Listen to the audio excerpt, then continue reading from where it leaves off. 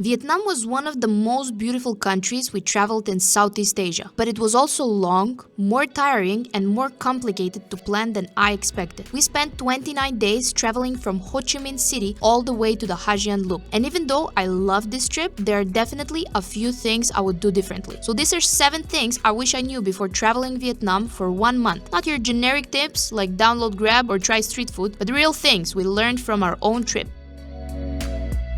The first thing I wish I knew, and I would say it is the most important thing, is that you should plan Vietnam by season, not only by famous places. So Vietnam has very different weather depending on the region. The south is more tropical, the center has its own seasons, and the mountains in the north can be cold, rainy, or smoky depending on the month. For example, we went to Sapa in late March, and honestly, it was not the Sapa I had imagined. It was gloomy, smoky, and the rice terraces were not in that beautiful green season you often see online. For this, you should go in September. So before you add a place to your route just because it is famous, check if that region is actually good during that month you are going. Because sometimes it is better to skip a famous place and spend more time somewhere that is in its best season while you're traveling. The second thing is, don't overpack your route. Vietnam looks simple on a map, but it is a very long country. And even with 29 days, we still skipped places like Dalat, Phu Quoc, Baden Mountain, and some activities we wanted to do. So don't plan Vietnam like you need to see everything. Some of our best memories were not from rushing through the next famous place. They were from random coffee shops, local markets, mountain roads, and staying a little longer somewhere that felt good. Vietnam rewards flexibility, so plan the structure, but don't plan every hour.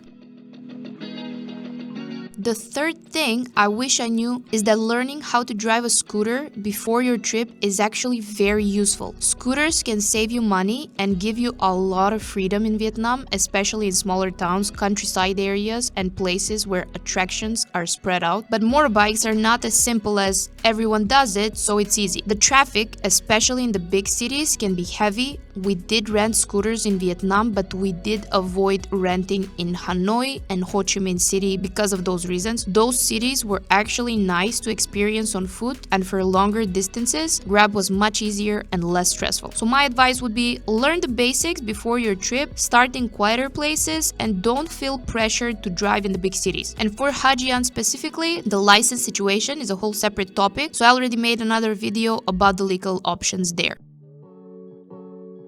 The fourth thing is that Vietnam can be cheap day to day, but the nicer experiences add up quickly. If you want to do more special experiences, the budget can change quickly. Things like Lang Ha Bay or Ha Long Bay overnight cruises, caving experiences in Phong Nha, Bana Hills, Baden Mountain, Ha Giang Loop, guided tours, and adventure parks can all add up. And with places like Ha Long Bay, I also think the experience depends a lot on how you do it. We really did enjoy our boat trip, but we were around 30 people on the boat, and this is one of those places where peace and quiet really matters. I can imagine that a smaller or more luxurious cruise would make the experience feel completely different. So Vietnam can be very budget friendly, but not if you try to do every best of the best activity. For us, the biggest money-saving choices were eating local, using sleeper buses, choosing private rooms carefully, avoiding too many paid tours, and not moving cities every single day. I also made a Vietnam budget video with the exact numbers, so I'll link that as well.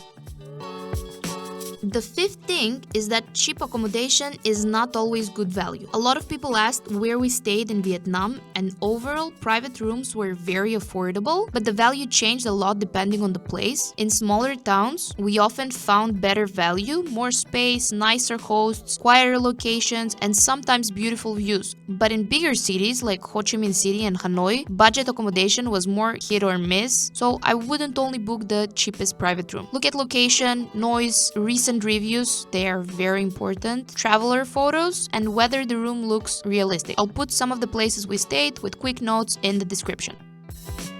The sixth thing I learned is to trust local food places more than perfect Google reviews. Some of our best meals were in very simple places, small plastic chairs full of locals, and sometimes only one main dish on the menu. That is usually a good sign. After a while, I became a bit more careful with places that had almost perfect ratings. In Ho Chi Minh City, we found a dog coffee place with hundreds of perfect reviews, and when we arrived, they told us they had just opened the previous day and they already had 600 reviews. I'm not saying every review is fake, but some places are very good at asking tourists for reviews. So yes, use Google Maps, but also look around. If a place is full of locals, serves one thing, and has fast turnover, it's probably worth trying. The last but not the least is packing less than you think. Vietnam is affordable and you will probably want to buy things. We bought souvenirs. I saw so many nice things in the market, but I didn't have enough space in my luggage for other stuff, so I had to skip a lot of things I would have liked to bring home. Also, if you like shopping, bargaining is a part of the experience in many markets. Prices can start much higher than what you should actually pay. Most of the times, 3 times higher than the actual price. Remember this and thank me later. So don't be afraid to negotiate, compare, and walk away if it feels too expensive. Before you go, I want to mention the boring practical things too. Apply for your Vietnam visa at least 10 working days before arrival. Don't leave it for the last few days. Have proof of your exit, your first accommodation booked, and travel insurance ready, just in case you need it. I personally use Safety Wing for trips like this, and I'll leave the link below if you want to check it out. For apps, I would download Google Translate with Vietnamese language offline, Grab for city transport, Want2Go for buses and trains, Agoda for accommodation, and Get Your Guide mainly to compare tour ideas. Sometimes booking tours directly can be cheaper, but those apps are useful for planning.